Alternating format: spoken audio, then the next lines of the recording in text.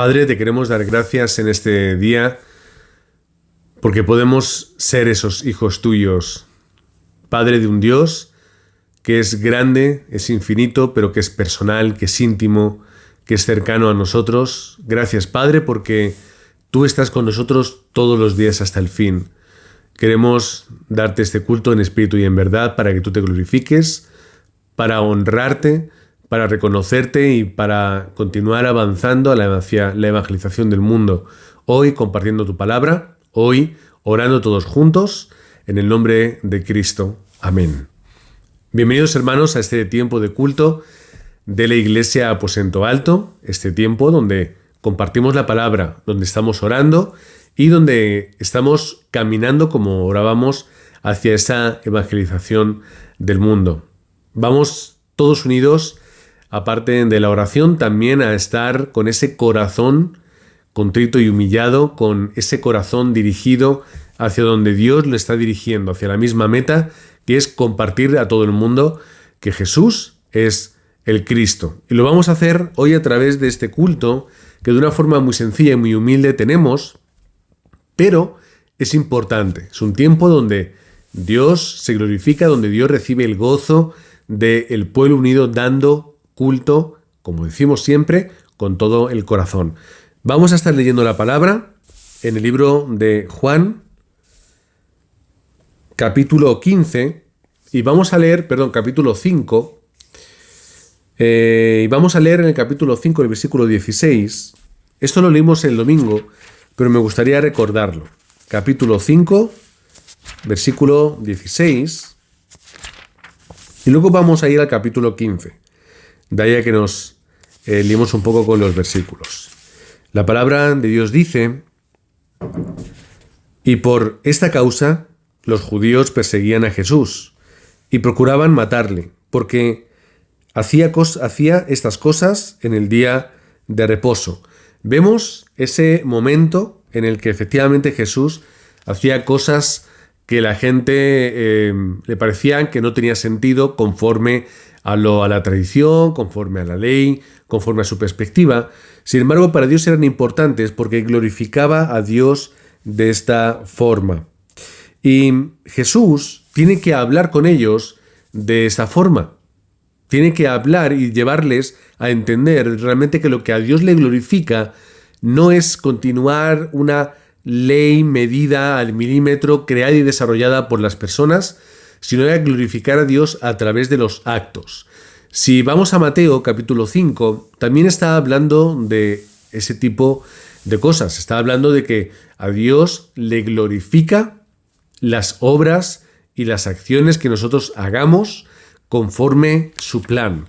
Y si vamos a Juan capítulo 15:8, Juan 15:8 nos dice la palabra de Dios, o mejor dicho, vamos a leer en el versículo 7 también, donde la palabra nos dice: si permanecéis en mí y mis palabras permanecen en vosotros, pedid todo lo que queréis y os será hecho. Muy importante ese texto.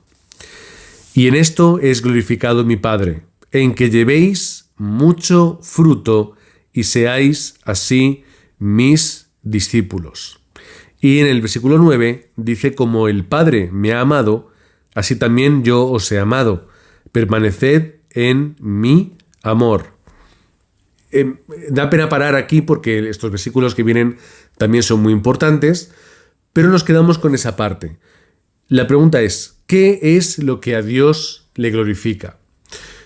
El versículo anterior está hablando de la oración. Pedid todo lo que queráis y os será dado, entregado, os será hecho. Pero, ¿cómo yo tengo que pedir? Siempre con esa condición.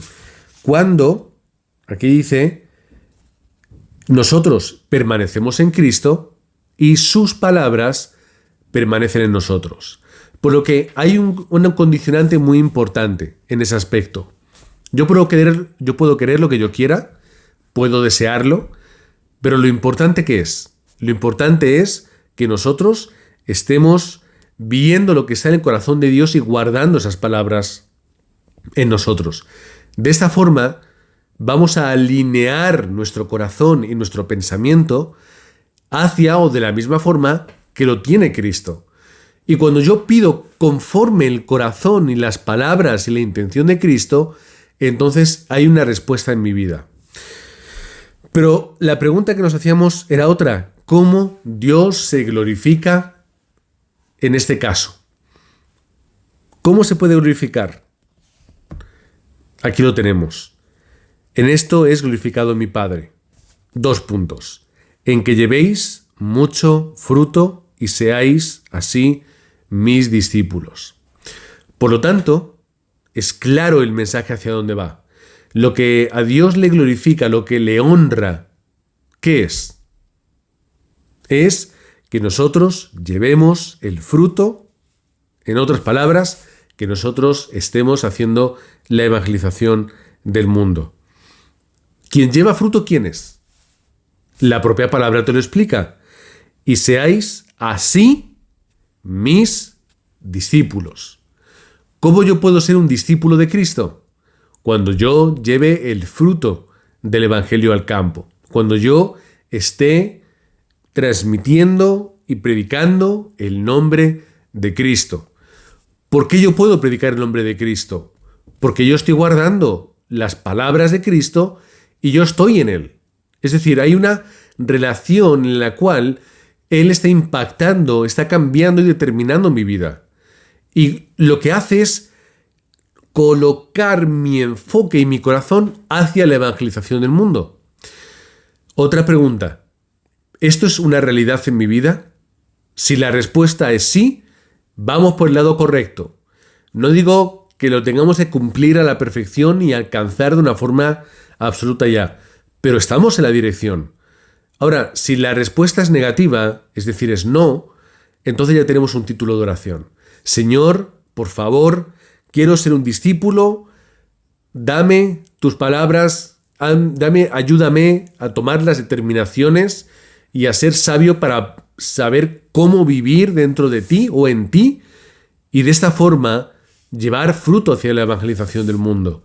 Porque si no está en mi corazón, si no está en mi intención, entonces tengo un problema de enfoque y alineación. No estoy ni enfocado de la forma correcta, ni estoy alineado, correctamente ordenado en el mismo lugar que Cristo. Y en otras palabras, no estoy siendo su discípulo. Y si no somos discípulos de Cristo, tenemos un problema. Porque ¿a quién seguimos entonces?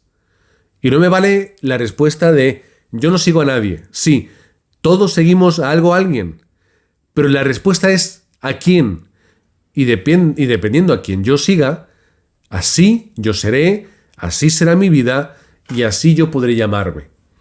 Cuando en la antigüedad, por ejemplo, en el tiempo de Jesús, tiempo atrás, en esa gran época en Atenas donde la filosofía estaba creciendo y bullía en aquel lugar, la gente iba con los grandes maestros a aprender de ellos, con los grandes maestros de la oratoria, con los grandes maestros de la filosofía, a aquellas escuelas que se creaban.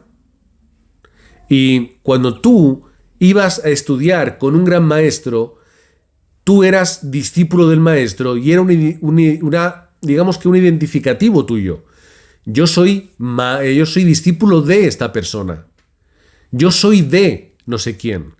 Incluso, a veces, en aquellas épocas, en aquella cultura, cuando tú escribías o hacías un tratado, por ejemplo, en el caso de la filosofía, tú no firmabas con tu propio nombre, muchas veces se firmaba con el nombre del maestro. ¿Por qué? Porque tú no eres dueño de tu sabiduría si la has aprendido de alguien más. Por lo tanto, esa sabiduría le corresponde a otra persona. Y supongo que le costaría mucho a una persona llegar a decir, no, esto es mío. ¿Por qué? Yo he meditado, sí, me he apoyado pero yo he meditado lo suficiente como para poder decir que esto es mío. Y he llegado a mis conclusiones, a mis sistemas, a mis ideas. De esa forma, ahí tenemos a Platón, tenemos a Aristóteles, que son ese maestro y ese discípulo, cómo era necesario hacer esto. Pablo, de alguna forma, también pensaba de esa forma. Y él hablaba siempre de estar en Cristo y de ser de Cristo, discípulos de Cristo. Y Jesús los llama a los demás a acompañarle porque era algo, no quizá de la misma forma, pero era algo normal. Acompaña al maestro, sigue al maestro, escucha al maestro, observa al maestro. Y Jesús los llama a estar con él, como maestro, como rabí, como aquel que estaba enseñándoles y entregándoles una herencia que iban a seguir por siempre. ¿Cuál es la herencia? La gloria de Dios se experimenta a través de guardar las palabras de Cristo, de experimentarlas y de transmitirlas en el campo. Esto es un discípulo. Y el valor del discípulo es hacer lo que se le ha enseñado a hacer. Un buen discípulo obedece, asimila primero, experimenta y obedece lo que le dice su maestro. Es como cuando nosotros vemos que nuestros hijos nos obedecen, salen bien las cosas y nos sentimos satisfechos como padres. Le he enseñado algo, lo ha entendido, lo ha llevado a la práctica y ha encontrado un resultado. El otro día tuvimos un momento con nuestro hijo muy, muy divertido porque resulta que, no se había enterado bien, no había puesto bien el calendario, no sabía, un problema de estos de que no he estudiado para el examen. No me acordaba, yo hoy tenía un examen, no he estudiado bien. Y claro, nosotros le hicimos preguntas, pues ¿has estudiado esto? ¿Has repasado? Y no me lo sé muy bien. Y dijimos, no pasa nada, un mal examen lo puede tener cualquiera. Pero nosotros recuerdo que le explicamos. Nosotros no estamos enfadados porque saques una mala nota o una mejor nota. No es el caso del número.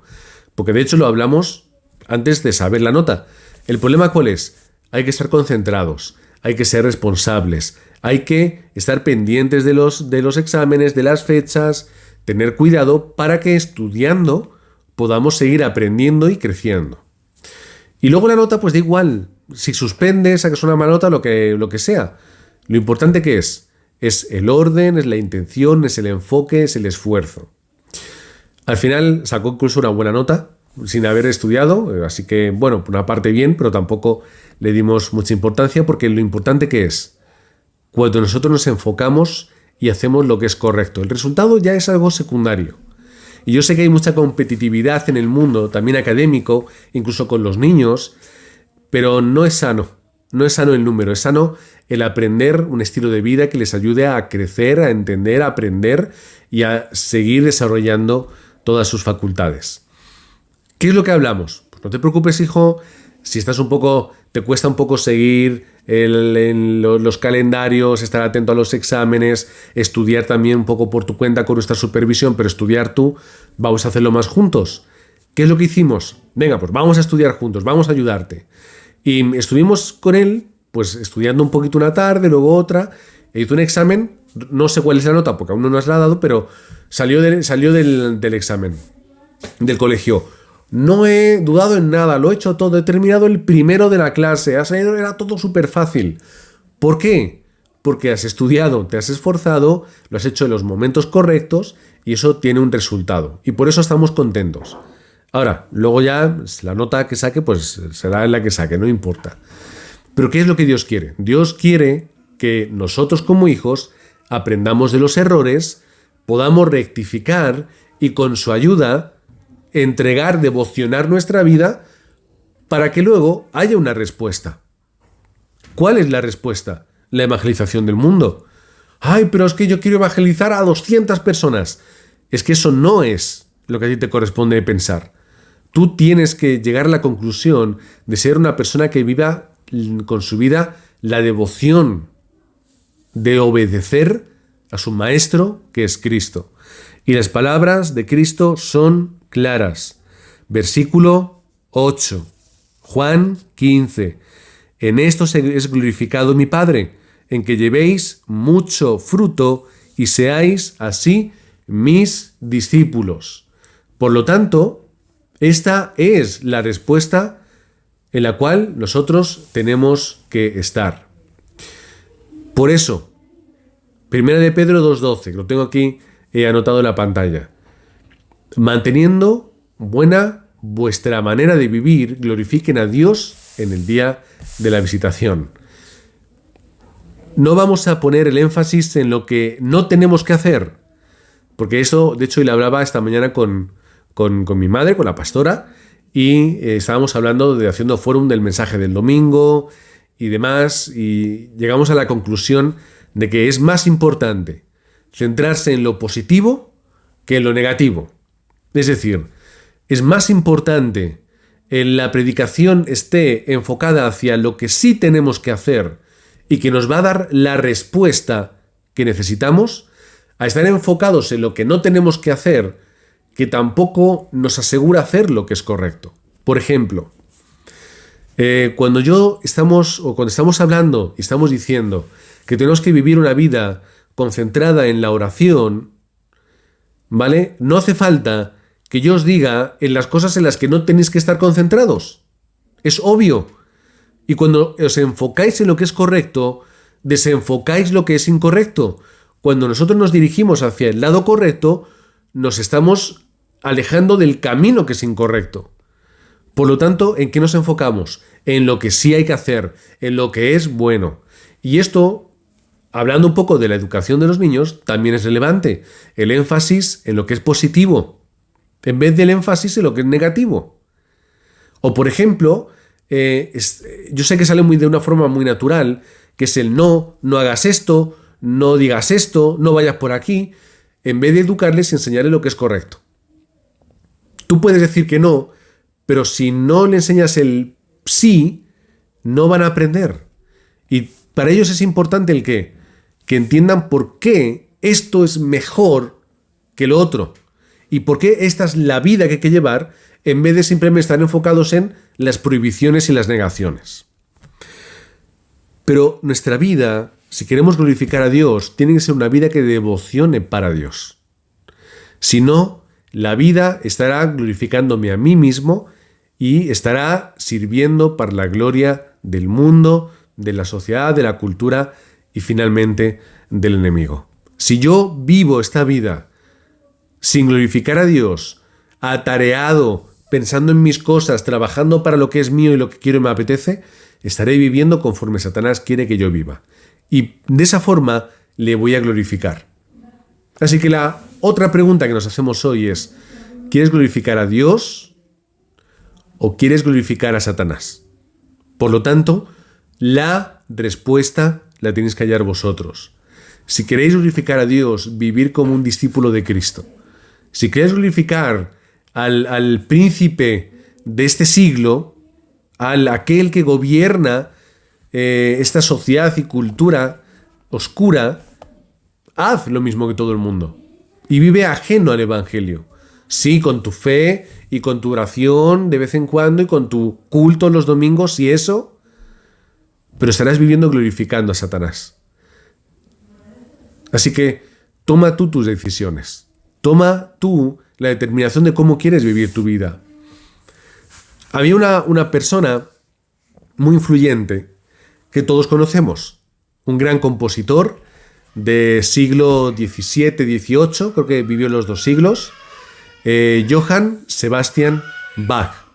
Y este gran compositor era un compositor que tenía una fe muy arraigada y muy profunda dentro del Evangelio. Y él era una persona muy devota y tenía una fe muy grande. Y él claramente dejó frases que podéis buscarlas por internet, frases famosas y célebres de Johann Sebastian Bach. Y hablaba de la importancia de glorificar a Dios y de cómo la música glorifica a Dios y de lo importante que es que nuestras obras y acciones glorifiquen a Dios. Y hay algo muy curioso que descubrí, sobre todo investigando para el mensaje del domingo, preparando la palabra, y es que él en sus partituras, no sé si todas, pero muchas partituras, se encontraban 3 letras. La S, la D y la G. Y si tú ves eso, realmente pasa inadvertido. Los que no saben o no sabemos de música, diremos, bueno, pues será algunas siglas que tienen que ver con algo musical, o tiene que ver algo suyo, personal, o algo, unas letras ahí que no, bueno, simplemente pasen inadvertidas. Pero él lo ponía y a veces escribía cuáles eran esas siglas. Y las siglas son, en latín, Soli Deo Gloria. Solo a Dios la gloria. Y él, con el don que él tenía, su capacidad y cómo él determinó su vida para ser uno de los mayores compositores de la historia, daba gloria a Dios y lo escribía, lo evidenciaba en sus partituras, diciendo, todo esto que yo he compuesto, todo esto que yo he ideado, que yo he ordenado, que yo he trabajado y he desarrollado firmemente hasta el final, sirve únicamente para darle a Dios la gloria. Y por eso él escribió muchas composiciones para iglesia, era luterano, para iglesia. Él tocaba para la iglesia y para el coro, y él glorificaba a Dios a través de su música. Espero que esto sea también el final de, digamos que, una señal también que nos identifique. Que seamos personas, no hace falta ser tan talentosas como Bach, pero que aunque sea en la humildad de nuestro trabajo y de nuestro hacer, que podamos glorificar a Dios. Y que cada vez que vayamos a trabajar, cada vez que vayamos a hacer cualquier cosa, podamos dejar ese sello, el sello de que esto lo hago para la gloria de Dios. No simplemente bien para que la gente lo vea, sino que de verdad esto sirva para hacer la evangelización del mundo. Que esto de verdad sirva para que el mensaje del Evangelio sea proclamado. Que de verdad mi trabajo sea un lugar donde se pueda predicar el Evangelio, donde yo pueda encontrar y levantar discípulos, y que la economía que yo recibo por trabajar en ese lugar sea también para la evangelización. Primero, partiendo desde mi hogar, por supuesto, cubriendo las necesidades, para que mi hogar sea una casa de misión, para que mis hijos no solamente crezcan, sino que se levanten como discípulos, para que yo tenga la capacidad para poder predicar a mis vecinos, para que yo pueda levantar la iglesia y, como hablamos hace unos meses, que yo saque lo primero de mi casa, lo que le pertenece a Dios, y yo lo pueda entregar y glorificar a Dios también a través de mi corazón.